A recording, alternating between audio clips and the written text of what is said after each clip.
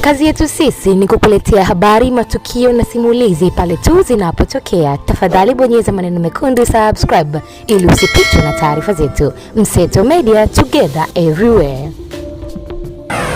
Kuna athari kubwa kama nilivyosema awali, ni kwamba unajua Tanzania sio kisiwa. Kwa hiyo sisi ni kama mwanakijiji ndani ya kijiji kikubwa cha dunia. Sasa kwenye kijiji, mwanakijiji mmoja uhusiano wake ukiharibika na wanakijiji wengine, kuna athari. Kwa mfano kijiji tulikuwa tunaenda kuomba hata moto kwa jirani, si ndio? Kwa kama msalimiani na jirani yako, maana yake hata siku moto kwako umezima, unaenda kuhitaji moto hutaupata. Kwa hiyo unaweza kujikuta umelala njaa kwa sababu tu ya mazingira ambayo yamekuwepo, kwamba huna mahusiano mema na jirani zako.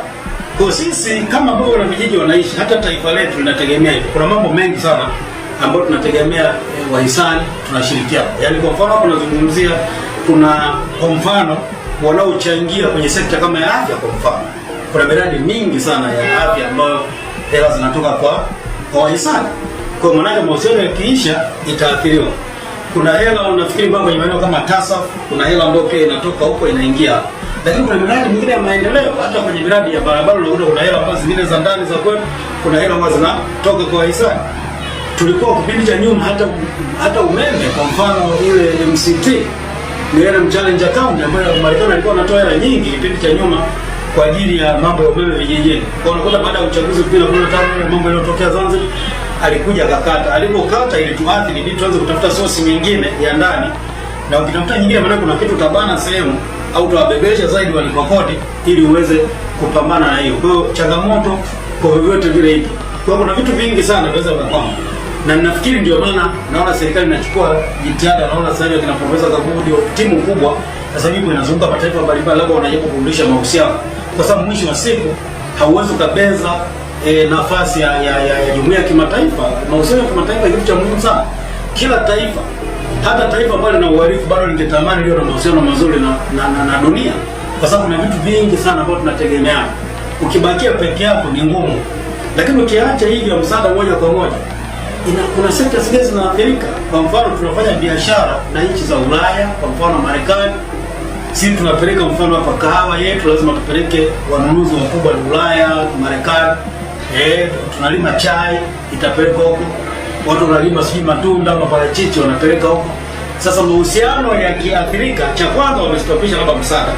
Kesho wanaanza kusema tuhitaji pia product zako zije kwenye njia ambayo itakuathiri zaidi. Kesho wanaanza kusema na usalama wa raia sio mkubwa, wakazuia labda utalii ukaathiri. Kwa hiyo mimi nafikiri nimeona serikali ikifanya jitihada za kutuma kina Profesa Kabudi na wengine.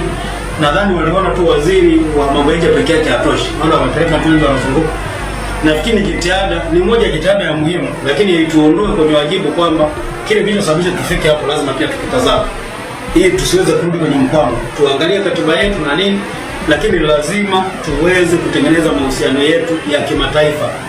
Ile ni jambo la muhimu sana. Hata kama tunahitaji moja kwa moja msaada wa moja kwa moja, lakini bado tunahitaji msaada, kwa sababu kuna mambo mengi sana yatatokea ambayo hatuwezi tukaenda tukiwa peke yetu. Haiwezekani. Kama taifa tukipata maafa mengine ambayo tunahitaji support, bado dunia itahitaji. Kwa hiyo kuna vitu vingi sana ambavyo kama taifa tunahitaji. Kwa hiyo kujidanganya tu kusema kwamba sisi hatuhitaji, tunaweza tukakaa wenyewe, ni kitu ambacho hakiwezekani. Kwa hiyo kwa vyovyote vile tunahitaji dunia kuliko ambavyo dunia inatuhitaji sisi.